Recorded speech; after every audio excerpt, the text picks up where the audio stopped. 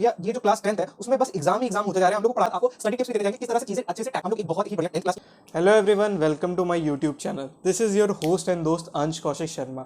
तो आपसे पहले मैंने तीन बैचेस मैंने अपने आईसीएसई क्लास 10th के पढ़ा चुके हैं। अब ये नया बैच है 2025 और 26 का। ठीक है, हम लोग एक बहुत ही बढ़िया 10th क्लास की और मोस्ट प्रोबेबली कि हम लोग 12th और 11th की एक बहुत ही शानदार सीरीज स्टार्ट करने वाले हैं, जिसमें हम लोग लेक्चर्स तो लेते ही जाएंगे, साथ में साथ आपको स्टडी टिप्स भी देते जाएंगे किस तरह से चीज़ें अच्छे से टैकल करनी है। ठीक है, मैं अपने बारे में बता दूं, मैंने क्लास 10th आईसीएसई में लगभग 90% स्कोर किया था और बच्चों को भी हेल्प किया कि अच्छा टारगेट कैसे अचीव करेंगे। ठीक है, तो हम लोग का आज का डाउट है, देखो यार, कि तुम लोग के बहुत ज़्यादा लोगों के वो डाउट होते हैं कि भैया ये जो क्लास 10th है उसमें बस एग्ज़ाम ही एग्ज़ाम होते जा रहे हैं, हम लोग को पढ़ाई करने का टाइम नहीं मिल रहा है।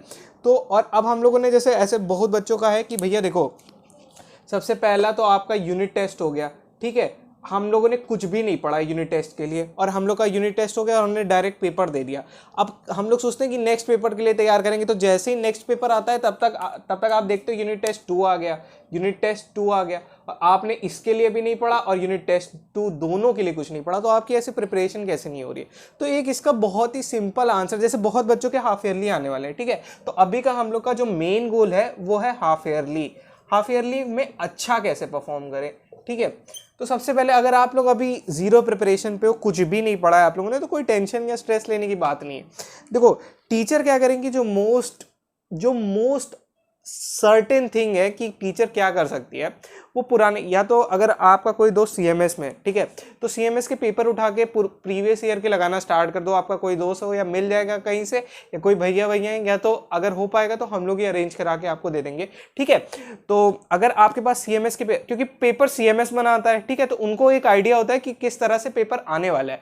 और अगर आपको पुराने पेपर्स देख लो, पीवाईक्यूज देख लो कि किस तरह से कोर्स क्या क्या बनाया गया है। ठीक है, अब जैसे आपके 10 सब्जेक्ट्स हैं, 10 सब्जेक्ट्स में आपको कोई 5 या मान लो 10 के 10 टफ लगते हैं, तो ऐसा क्या करना है, जैसे मान लो अगर आपके 6 हाफ ईयरली में 8 चैप्टर्स आ रहे हैं, चैप्टर्स ज्यादा होते हैं, 8 चैप्टर्स आ रहे हैं। ठीक है, तो एटलीस्ट आप इतना करो कि आप अपने 4 चैप्टर्स पक्के कर लो। चाहे आपका हिंदी का पेपर हो, लेकिन आपने देखना है कि हाँ भाई, मेरा ये वाला चैप्टर मुझे प्रिपेयर करके ही रखना है। ठीक है, आपको ऐसा नहीं करना है कि यार अगले टेस्ट के लिए अगले करते करते आप लोग एकदम खत्म कर लोगे और आप लोग का बोर्ड्स का पेपर आ जाएगा। ठीक है, तो क्या क्या होता है, कई पेपर्स होते हैं। हाफ ईयरली होगा, फिर उसके बाद प्री बोर्ड 1 होगा, फिर प्री बोर्ड 2 होगा। मोस्ट प्रोबेबली ऐसा ही होता है। ठीक है, प्री बोर्ड 2 जनवरी के आसपास होता है, जब आपको वो आपके पेपर स्टार्ट होने वाले होते हैं। तो अभी आपको क्या करना है, जैसे जितने सब्जेक्ट्स हैं, हम लोग मैथ्स के आपके लिए बहुत जल्दी सीरीज लेके आने वाले हैं कि मैथ्स में किस तरह से चीजें चलेंगी, मैथ्स के लेके आने वाले। जिन बच्चों को कंप्यूटर में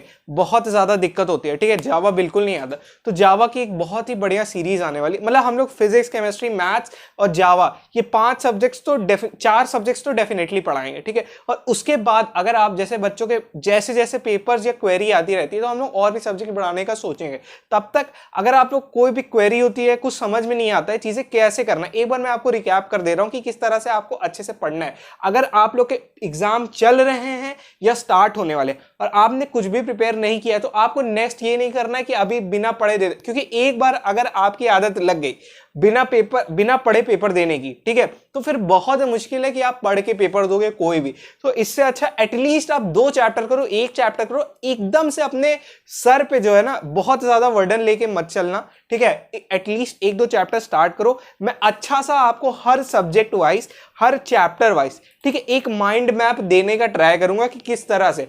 ठीक है, तो इसी की तरह हम लोग मेरे ख्याल से आप लोग को समझ में आया होगा और जल्दी जल्दी अब हम लोग की हर दिन एक वीडियो आने की कोशिश होगी। तब तक के लिए साइनिंग ऑफ। मेरा नाम है अंश और आप देख रहे हैं फेजर्स।